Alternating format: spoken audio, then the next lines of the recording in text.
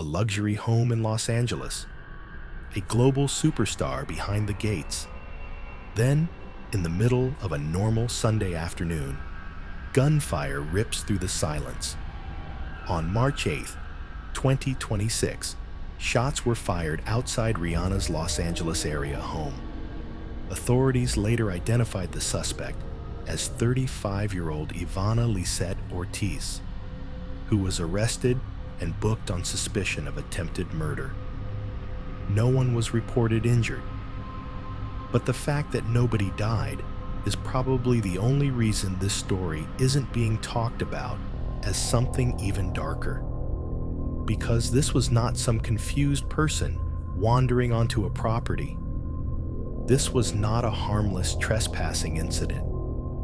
Investigators say gunfire came from across the street, and video from the scene showed bullet holes in the front gate. Other reports said nearby property was hit too. A weapon was later recovered after police tracked the suspect and took her into custody.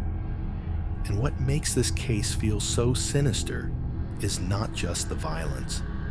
It's the emptiness around it. No confirmed motive. No publicly established connection to Rihanna. No clean explanation that makes the whole thing feel rational. AP reported that investigators had not established any connection between Ortiz and Rihanna, and that charges had not yet been formally announced by the district attorney at that stage. So who is the woman at the center of this? According to local reporting, Ortiz had ties to Orlando, Florida.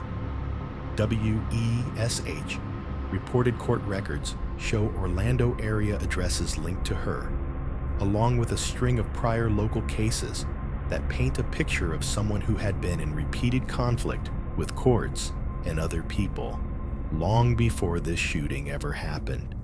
That same report said she had a long-running traffic fight, a dismissed 2018 drug case, and a 2024 domestic violence petition involving her former husband. A BC7 added another disturbing detail. Florida records showed several domestic violence incidents dating back to 2023. And if that alone wasn't unsettling enough, ABC7 also reported that investigators were reviewing Ortiz's social media, including a January video in which she allegedly mentioned Rihanna by name in rambling, hostile language. That is where this story shifts from shocking to deeply unsettling. Because when someone allegedly fires on a celebrity's home in broad daylight, the public starts looking for a motive, a grudge, a relationship, a warning, a plan. But when the motive is missing, people start asking a darker question. What kind of state of mind leads to something like this? Now, to be clear, there has been no public confirmation that Ortiz was mentally ill, and it would be irresponsible to claim that as fact. But WESH reported that in a court filing from a domestic violence matter, Ortiz wrote that in July 2014, things took a toll on my mental health and well-being. That does not explain this shooting, and it does not prove any diagnosis. But it does add another unsettling layer to a case that already feels unstable from every angle. WESH also reported another strange episode. In late 2025, Ortiz allegedly filed an emergency court petition over a Billie Eilish concert in Orlando, naming Billie Eilish, Live Nation, and the city of Orlando over noise and notice issues. A judge dismissed it. Standing alone, maybe that sounds bizarre, but minor. Put next to the Rihanna case, it starts to feel like part of a pattern of escalation, fixation, or grievance that never found a normal outlet.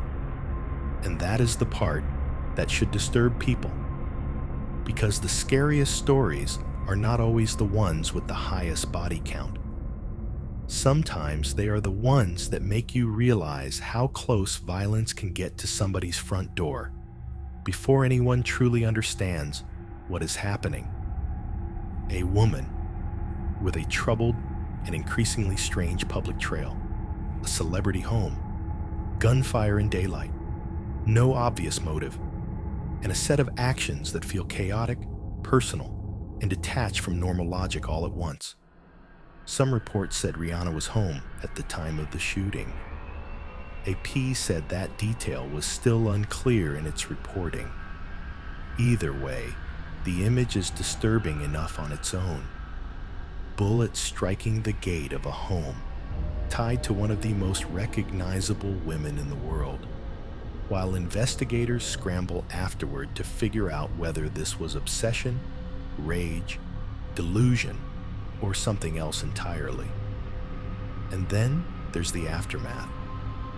Police tracked Ortiz after the shooting and arrested her not long after.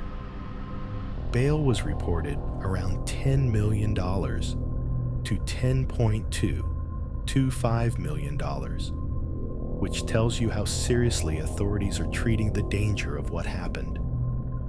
This was not treated like a random outburst that could be brushed off. It was treated like a potentially lethal attack that simply ended without bloodshed. That's what gives this story its Midnight Files energy. Not just celebrity, not just violence, but the feeling that something beneath the surface had already been unraveling for a long time. And on March 8th, it spilled out in the most public and terrifying way possible. Because until investigators explain why Ortiz allegedly chose that home, that street, that moment, and that target, the story remains unfinished. And unfinished stories are always the ones people fear most. They leave room for every possibility: fixation, resentment, paranoia, psychological collapse, a grievance that made sense only inside one person's mind. Maybe the motive will come later. Maybe it will make this feel smaller, more explainable, more ordinary. But right now, it doesn't feel ordinary at all. Right now, it feels like a case built out of warning signs, silence, and violence that arrived before the explanation did. A woman from Florida, a trail of troubling court history, rambling posts, a celebrity mansion, gunfire in broad daylight, no deaths, no clear motive, and a question that still hangs over everything. Why? This is Midnight Files.